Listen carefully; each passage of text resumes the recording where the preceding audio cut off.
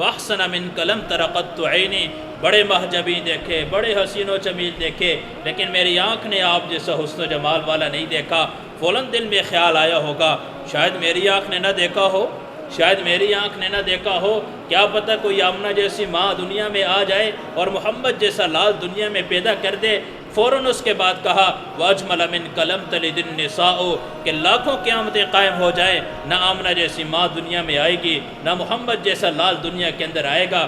خُلِقْتَ مُبَرَّأً مِّن كُلِّ عَيْبٍ، اللہ نے اس محبوب کو، اللہ نے اس نبی کو ہر عیب سے پاک کیا۔ کیسے پیدا کیا؟ كَأَنَّكَ قَدْ خُلِقْتَ كَمَا تَشَاءُ، جیسے محبوب چاہتے رہے ایسے معبود پیدا کرتے رہے۔